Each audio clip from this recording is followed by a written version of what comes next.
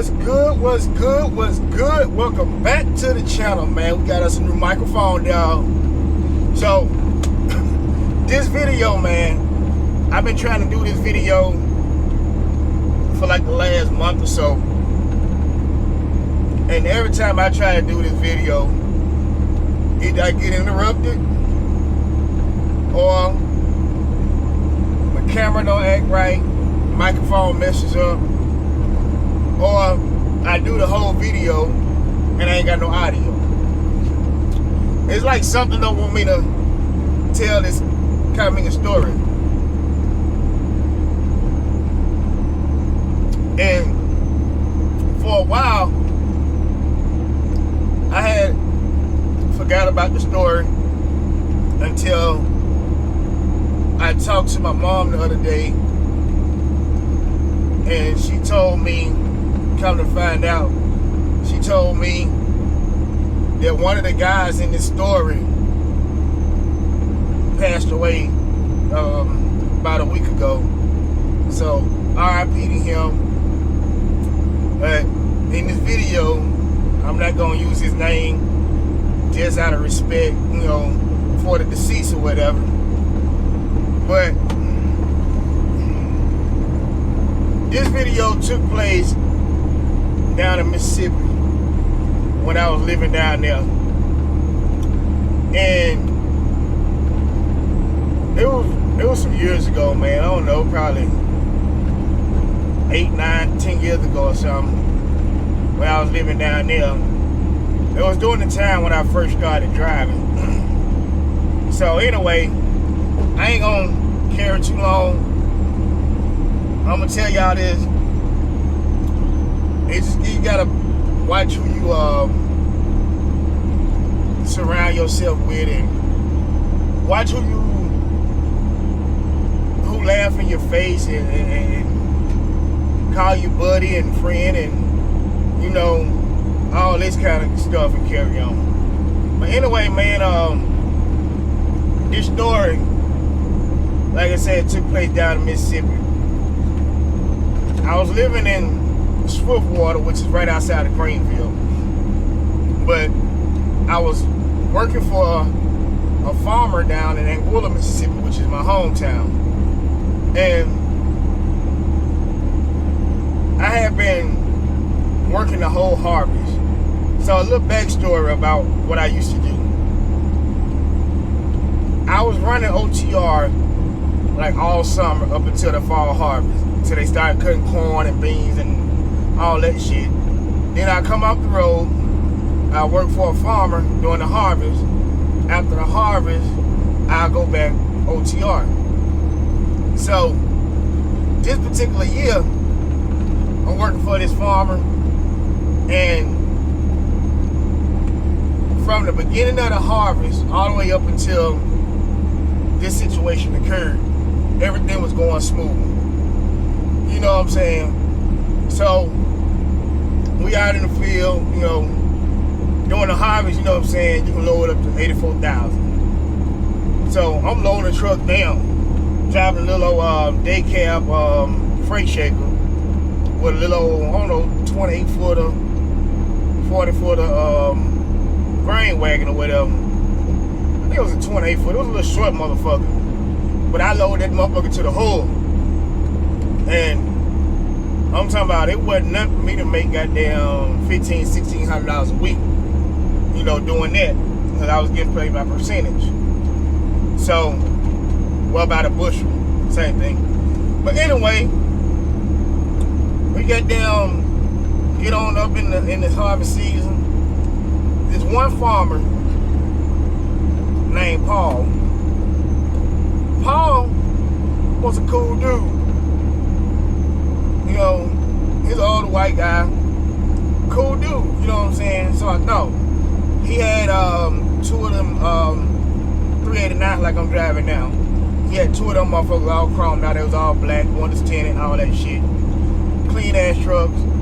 Then he had one of the little daycare Freightliners like I was driving for the other guy. Like I was driving for Tommy Ewing. So Get on up in the harvest, man. I done pulled corn for something. I can't remember the first guy I pulled for, but I was using Thomas' truck, and he sent me out there to work for this guy because his corn wasn't ready yet. So I hauled probably the first month for this guy. He get all his corn out the field, so I go back over with Tommy. By this time, Tommy corn is ready. So when we get to rolling, man, I'm talking about I'm 10 miles out. I'm boom, boom, boom, boom, running circles around motherfucker. You know what I'm saying? So, like I said, we get on up in the season, man. This is where Paul come into play close to the end of the season. Now, it's like, I don't know, we probably got about a month, maybe a little less than a month of harvest season left. So, Paul, at this time, I was pulling for Thomas' brother, which is Milton. So, boom, Paul get all his stuff out of the field. So, he ain't got nothing for his driver to do, which is the driver that I told y'all, my mama told me the other day, he passed away, or whatever. So, Paul ain't got nothing for him to do.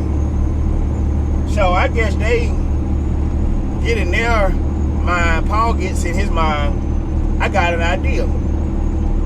You know, Willie over there driving for Tommy, and he got a CDL. So we get Willie out the way. Willie go back over the road, and you can get the truck. Willie driving. This is what I'm thinking. This what I draw to a conclusion in my mind. This is how the conversation went. So that the week that this shit happened, I loaded the truck. I ran like 4 loads from Anguilla to Miles, Mississippi. I ran like 4 loads out there. Then I loaded another one. I went to the shop, parked the truck, got him an expedition. I went back to Greenville. So that meant that the next morning I had to get up 4:30, 5 o'clock that morning, go to Anguilla, get the truck, be at the elevator, try to be one of the first fruit trucks in line. You know what I'm saying? So I get down there, I do that, boom, bam, boom. I run like 4 more loads, park the truck, I go home. It's a Friday.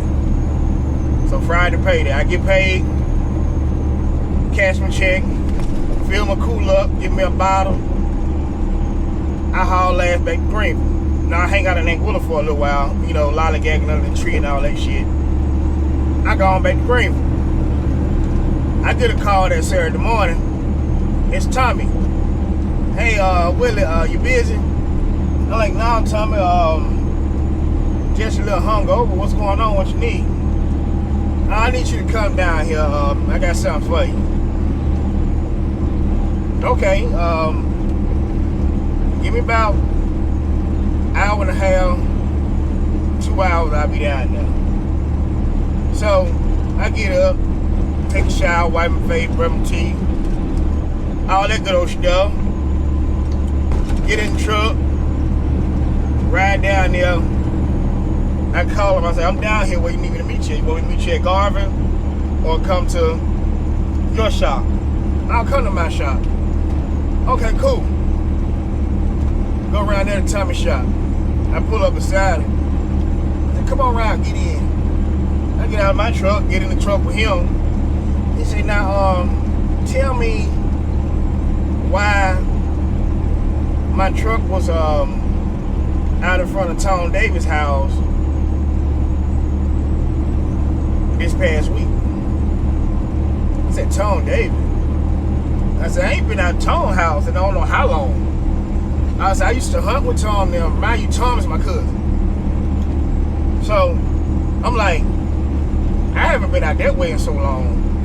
You know, last time I was out there here, we was hunting. And that was like, shit, 2-3 years ago.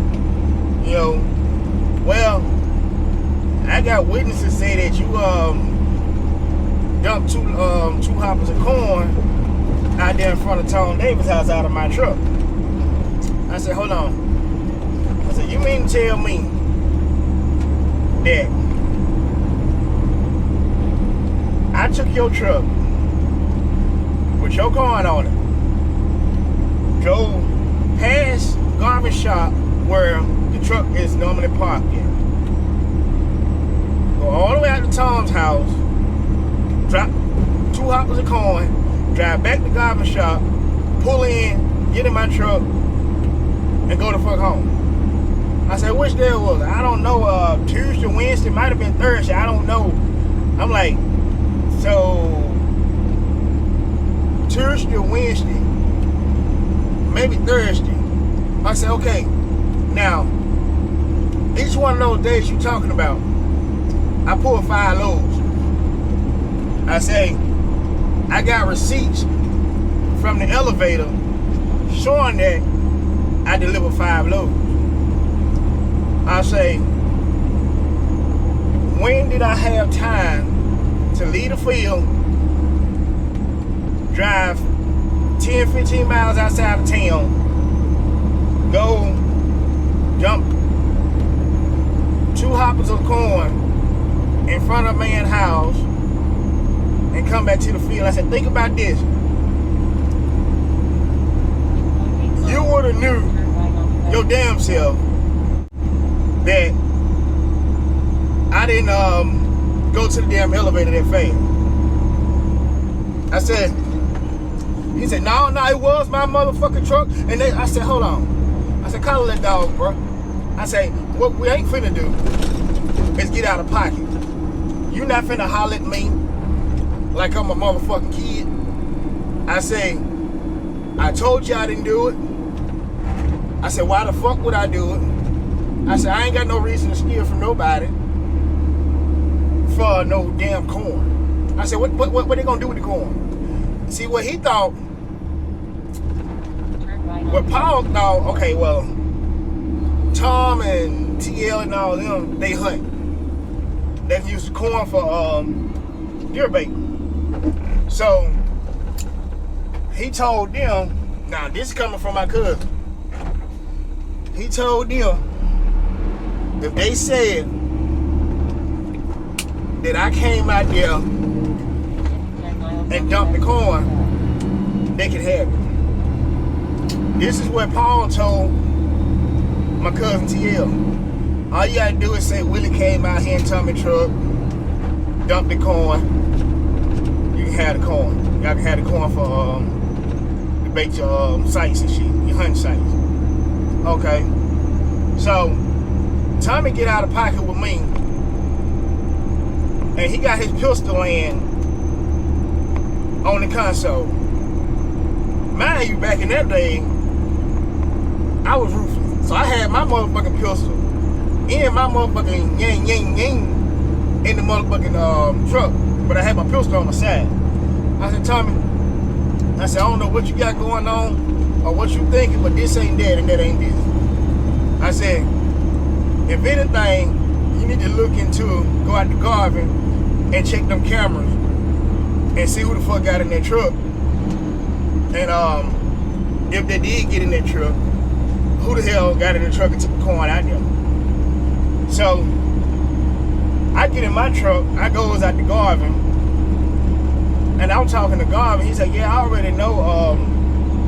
I said, how the hell would I have time to come out here, get in that truck with y'all here, or anybody here, knowing the cameras around here, pull off in that truck, go dump a load of corn, and come back and park that truck without nobody seeing me? So Garvin gonna say, well, I don't know, because half of the time I won't be paying attention. He said, but I'm finna go out here now. Paul Holly pickup truck is stuck out here around in the field across from Tom Davis' house. I said, oh, you motherfuckers. So that's when I put 2 and 2 together. I said, Paul, at the time, I don't think Paul ain't even got no fields out there across across the river. So Paul and the old guy that passed away, they done got Paul's truck that looked identical to Tommy's truck that I was driving. Took a load of corn out there, dumped it in front of my cousin's house, told him he can have it as long as he said that I brought it out there and dumped it. So that the old guy could get in the truck that I was driving for Tommy. Because Paul had cut all his corns and all his beans and he ain't had shit else for him to do. So they wanted to get me out of the way. Okay, cool.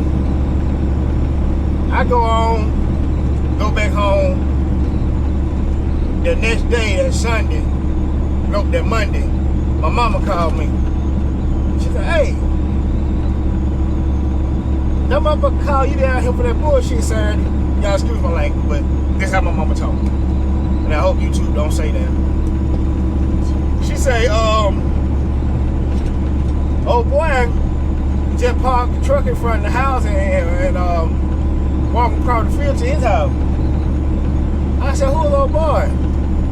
And then when she told me, it was the old guy that I'm leaving his name out of because he just passed away. I said, oh, that's what them sapsuckers did. You know what I'm saying? Paul then got me out of the way so old boy can get in that truck. I said, it's all good. I said, unlike him, I got a Class A CDL. I'll always have a job. I don't drive a truck once a year. I can drive a truck all year round if I choose to. I say, and by Tommy call himself trying to go off on me and accuse me, he should have realized ain't no way in hell I'm gonna risk my freedom and my license over a funky ass load of corn that I ain't gonna get a cent for. That's dumb as hell. But at the end of the day, I still came out on top because after I left there that next week, that Monday when my mama called and told me that I was already sitting in orientation, you know what I'm saying, for P&S. I was going to pull flatbed for P&S. But no, it just goes to show you, man, is motherfuckers can laugh in your face and be plotting on you at the same damn time. So, like I say, I seen Paul like a month or two after that. I went down to my mama's house and I walked in the gas station down the street from my mama's house. And he coming up, hey, Willie, what's going on? But I said, man, I don't fuck with you. I don't fuck with you like that. He's like, what I do? I said, you know exactly what you done. You know exactly what you did. And you know that shit wasn't right. Boy, that son been fade turned redder than this motherfucking shirt. And everybody in that fucking store jaw dropped. Like, what the fuck? Like, cause motherfuckers down there, they know how I am. And they know if a motherfucker wrong me, I'm gonna tell them about it and I'm gonna go the fuck off. I said, you know exactly what the fuck you done. I said, I ain't gotta say shit, but you know, I know, and everybody else know what the fuck you did. I said, that's why your truck was stuck out there in the field, because y'all was out there doing some dumb shit. Y'all was out there trying to frame a motherfucker. And I got my bill and I walked on out, I left it at that. So, fast forward to about 2 years ago, you know, they have the Great Delta Bear Festival down. So yeah, like I was saying, man, fast forward to about, I don't know, 2 years ago, 2.5 years ago, they had a Great Delta Bear Festival down in Rolling Fork, Mississippi. So I was down there, we went down there hanging out and stuff, you know, For y'all that don't know what the Great Duck Bear Festival is, it's like a big old carnival festival thing that they have downtown. They block off downtown, and you have live bands, blues bands, and all that stuff, and all the food and shit you can eat. So we get down there. My mother-in-law was performing down there that year, and I ran across Tom. I ran across my cousin, and he said, "Man, Claude tried to get me and send you to jail." Now, Claude, at the time of the incident that happened, he was the police in Anguilla. Now I think he's like police in Vicksburg, Mississippi somewhere. But he said, "Yeah, Claude tried to get me and send you to jail." I'm like, "For what?" I said, "I don't even live down here no more. I live in Illinois." He's like, "No, there was a couple years ago about some corn or something you probably dumped in front of my house." And I went on and told him the story of what I'm telling y'all now. And he looked at me. He said, "Ain't that about him? You know, he don't curse. He's a church-going guy, but he ain't that about something." He said, "Man, people just ain't right." I said, "No, they ain't right." I said, "You know, things could have went left real quick with that situation because of the fact this man called me down there to his shop and nobody around, just me and him. He's sitting there with a pistol on his console, and I got a pistol on my side. You know what I'm saying? That could have went left real fast. But anyway, man, I don't want to make this video too long. But that's the backstory on the Great Anguilla corn heist. Man, got to be the stupidest motherfucker.